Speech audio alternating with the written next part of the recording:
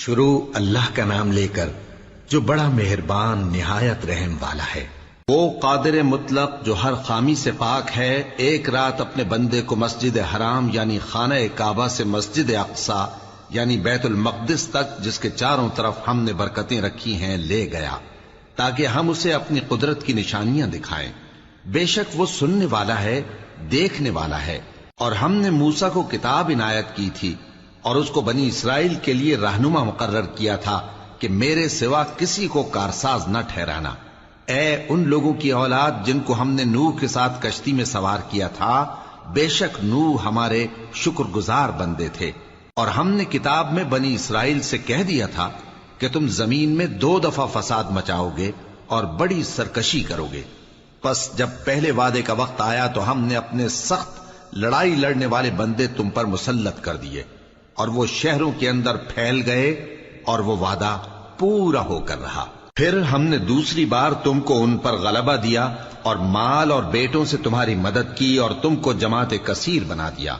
اگر تم نیکوکاری کرو گے تو اپنی جانوں کے لیے کرو گے، اور اگر اعمال بد کرو گے تو ان کا وبال بھی تمہاری ہی جانوں پر ہوگا۔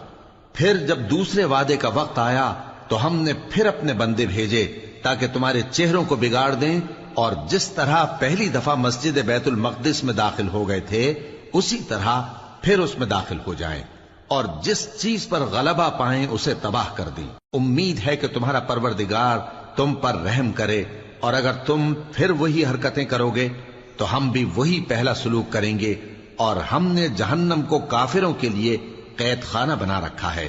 یہ قرآن وہ رستہ دکھاتا ہے جو سب سے سیدھا ہے، اور مومنوں کو جو نیک عمل کرتے ہیں بشارت دیتا ہے کہ ان کے لیے اجر عظیم ہے، اور یہ بھی بتاتا ہے کہ جو آخرت پر ایمان نہیں رکھتے ان کے لیے ہم نے دکھ دینے والا عذاب تیار کر رکھا ہے۔ اور انسان جس طرح جلدی سے بھلائی مانگتا ہے اسی طرح برائی مانگتا ہے، اور انسان بڑا جلد باز ہے۔ اور ہم نے دن اور رات کو 2 نشانیاں بنایا ہے، سو رات کی نشانی کو تاریک بنایا اور دن کی نشانی کو روشن، تاکہ تم اپنے پروردگار کا فضل یعنی روزی تلاش کرو اور برسوں کا شمار اور حساب جانو۔ اور ہم نے ہر چیز کی بخوبی تفصیل کر دی ہے، اور ہم نے ہر انسان کے اعمال نامے کو بصورت کتاب اس کے گلے میں لٹکا دیا ہے، اور قیامت کے روز وہ کتاب اسے نکال دکھائیں گے جسے وہ کھلا ہوا دیکھے گا۔ کہا جائے گا کہ اپنی کتاب پڑھ لے، تو آج اپنا آپ ہی حساب کرنے والا کافی ہے۔ جو شخص ہدایت اختیار کرتا ہے تو اپنے لیے اختیار کرتا ہے، اور جو گمراہ ہوتا ہے تو